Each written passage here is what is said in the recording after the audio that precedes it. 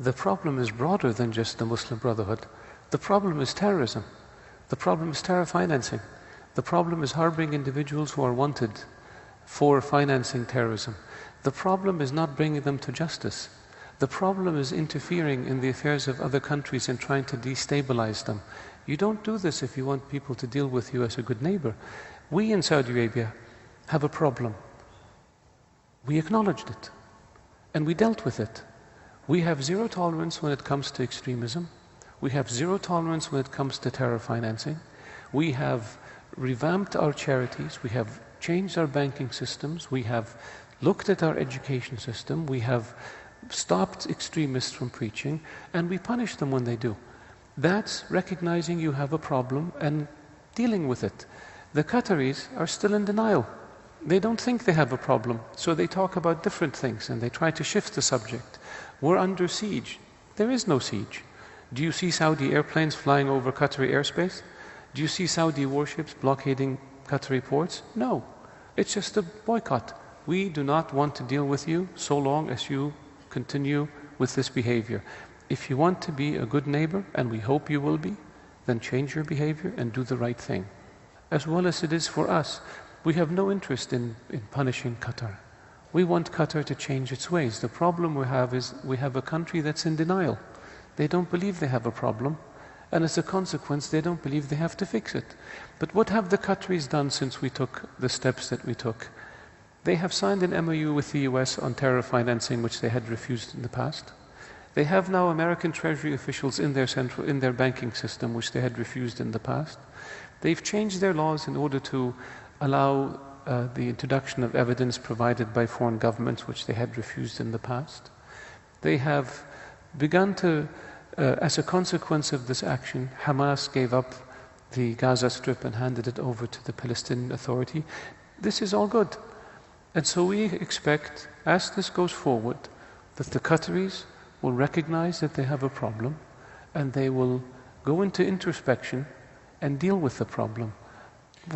This is not about humiliating anyone. This is about getting somebody to do the right thing. But you would argue then, if I'm trying to hear this carefully, some progress has been made, if not enough. Is that what I heard through that list? It depends on what they do now that they've changed their laws. Are they going to convict people and imprison them? What are they going to do with the Muslim Brotherhood individuals who are fugitives from Egypt? Are they going to keep them there, or are they going to deport them? So there are a number of things that the Qataris have to take, and the most important one is this problem cannot be fixed unless there is an acknowledgement that there is a problem that needs to be fixed. It all lies with Qatar. We are saying no to supporting terrorism, no to funding terrorism, no to harboring fugitives and wanted terrorists, no to incitement and hate speech, no to the interference in the affairs of other countries. We find it unacceptable that media platforms would be used to justify suicide bombings by senior religious figures. That doesn't help when we're trying to combat extremism and terrorism.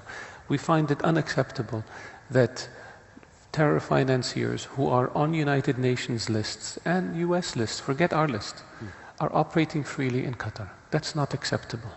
And so we took the steps that we took. We find it unacceptable that the Qataris would provide citizenship to citizens of other countries so they can leave their countries and come to Qatar. You don't do this. You don't engage in efforts to destabilize countries in the region. What interest is gained in doing so by the Qataris? We came to a point in 2013, 2014 where we said enough, and we recalled our ambassadors. The Qataris agreed to take a series of steps, and they didn't implement. So now we said enough is enough. You've got to change your ways if you want to be a normal country. This is dangerous for you, as well as it is for us. The Qatar issue is very small. It's a non-issue. We are dealing with huge issues. We're dealing with transforming a country. We're dealing with transforming a region. We're dealing with the challenge of Iran. We're dealing with the challenge of extremism and terrorism. We're dealing with Syria. We're dealing with helping Iraq. We're dealing with Yemen. We're dealing with stabilizing Libya. All these issues are much, much more important than Qatar. The Qatar issue is very small.